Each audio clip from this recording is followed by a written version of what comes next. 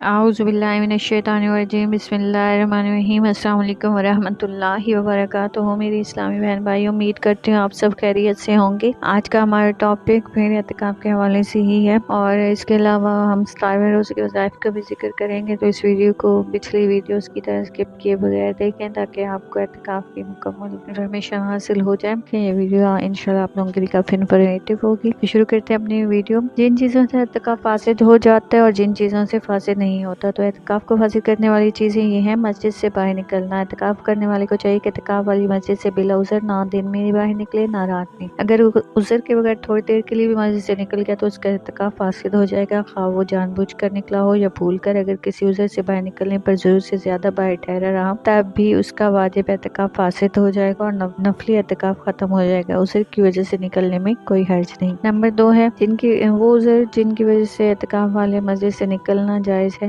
वो तबई हाजत है, यानी पेशाब पाखाना इस्तंजा वज़ू और फर्ज गुस्ल के लिए, यानी अगर एहतलाम हो जाए तो गुस्ल करने के लिए मस्जिद से बाहर जाना जायज़ है। और वो भी मस्जिद के सहन में जो वाशरूम बने होते हैं वहाँ तक जाने की इजाज़त है। अगर तारत के बाद वो थोड़ी देर भी बिला वजह या बगैर वजह के वहाँ रहा तो उसका एतिकाफ फासिद हो जाएगा। नंबर 2 शरई हाजत, मतलब अजान देने या जुमा की नमाज अदा करने के लिए बाहर निकलना हो तो उससे एतिकाफ फासिद नहीं होगा। लेकिन इसके अलावा अगर किसी और उज़र से मस्जिद से बाहर निकलेगा तो एतिकाफ फासिद हो जाएगा। बस अगर बीमारी या खौफ की वजह से या मरीज की आय या नमाज जनाजे के लिए मस्जिद से निकलेगा तो उसका एतिकाफ फासिद हो जाएगा। लेकिन बशरी हाजत, पेशाब या पखाना वगैरह के लिए मस्जिद से बाहर निकला तो उसका जो एतिकाफ है वो फासिद नहीं होगा। इसी तरह एतिकाफ तोड़ने वाली तीसरी चीज़ जमा है और उसके लवाजिम है। एतिकाफ वाले पर जमा और उसके लवाजिम हराम है। बस पेशाब पखाने के मकाम में दखूल से एतिकाफ फासिद हो जाता है, खा वो इंजाल हो या ना हो। लवाजिम जमा या मसला मुबाशरत, बोसा मसास, मान का और पेशाब वाले ओ पखाने के मकाम के अलावा किसी और जगह मसलन रान या पेट वगैरह में जमा करना। इस सब सूरत में अगर इंजाल हो जाए तो एतिकाफ फासिद हो जाता है, अगर इंजाल ना हो तो एतिकाफ फासिद नहीं होता। जमा ओ लवाजिम जमा दिन में वाक़या हो या रात में और जानबूझकर हो या भूल कर, खा रजामंदी की हालत हो या इकरार की हालत, हर हाल में एतिकाफ फासिद होने का हुक्म यकसां है।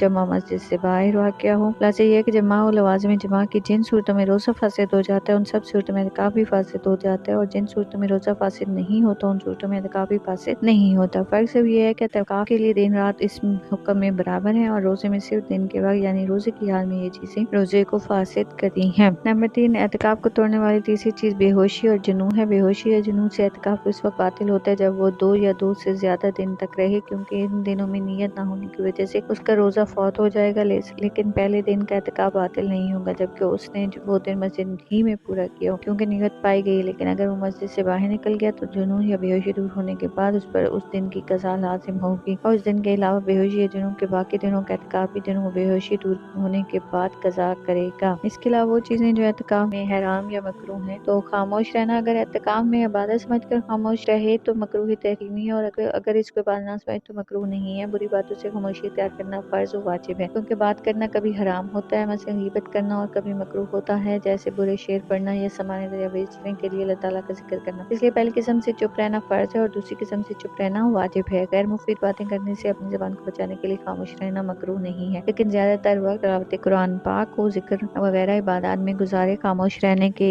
ये अहकाम मस्जिद से बाहर है और अंदर वाले और जो शख्स एतिकाफ में ना हो सबके लिए यकसा है। अगर एतिकाफ वाले शख्स ने दिन में यानी रोजे की हाल में भूल कर कुछ खा पी लिया तो चूंकि उसका रोजा फासिद नहीं होगा इसलिए उसका एतिकाफ भी फासिद नहीं होगा। अगर एतिकाफ वाला शख्स खाने और अपनी जरूरत की चीजें मस्जिद में बेचने या खरीदने तो कोई मज़ाइका नहीं है। अगर खरीदो फरोख्त तजारत के इरादे से करे तो मकरूह है। एतिकाफ की हालत में निकाह करना, तलाक से रुजत करना, लिबास पहनना, खुशबू और तेल लगाना जायज है। एतिकाफ करने वाले को मस्जिद में तजारत के कसरत से खरीदो फरोख्त बात करना मकरूह है, खास मान तजारत वहाँ हाजिर किया जाए या ना किया जाए। और बगैर एतिकाफ वाले के लिए मस्जिद में खरीदो फरोख्त करना मुतलकन मकरूह है, खा तजारत के लिए या बगैर तजारत के हो और खास मान तजारत हाजिर हो या ना, खा अपने लिए हो या अपने अयाल के लिए इसका मोहताज हो या ना हो। नंबर 5 है सामान तजारत को मस्जिद में मौजूद करना मकरूह तहरीमी है, और जो खाना एतिकाफ वाले ने खरीदा उसको मस्जिद में लाने में कोई कराहत नहीं है। मस्जिद में जमा और उसके लवाजिम यानी बुसल लेना, छूना और मान का करना वगैरह हराम है। नंबर 7 गाली गलोच और लड़ाई झगड़े से एतिकाफ फासिद नहीं होता, लेकिन ये अफाल मस्जिद में और मस्जिद से बाहर ममनू व हराम है। बस एतिकाफ में दर्जे औला ममनू व हराम है, इसलिए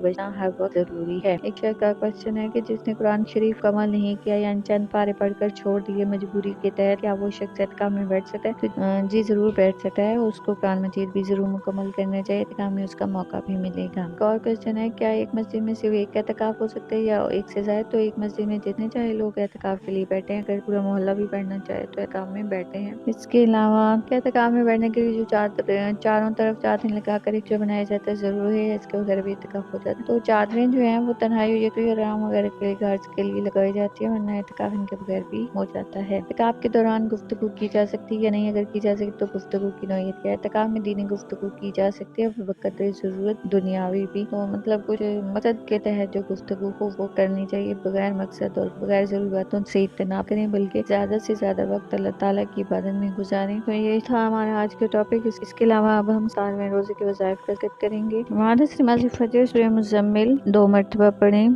बाद नमाज़ ज़ोहर अल्हम्द शरीफ यानी कि सूरह फातिहा 40 मरतबा पढ़ें। बाद नमाज़ असर दुआए मग़फ़िरत 25 मरतबा पढ़ें। बाद नमाज़ मगरिब पंजम कलमा इस्तग़फ़ार 47 मरतबा पढ़ें। और बाद नमाज़ इशा सूरह फतह 1 मरतबा पढ़ें। ये थे हमारे आज के वज़ाइफ। उम्मीद करती हूँ ये वीडियो भी आपको पिछली वीडियोस की तरह काफी इंफॉर्मेटिव रहेगी। वीडियो को जरूर देखें और अगर ये वीडियो आपको पसंद आई हो तो इस वीडियो को लाइक करें, शेयर करें, कमेंट्स करें और मेरे चैनल को सब्सक्राइब करें ताकि मेरी आने वाली वीडियोस आपको डेली बेस पर मिलती रहें। अपना बहुत ख्याल रखें, दुआ में याद रखें। अल्लाह हाफिज़।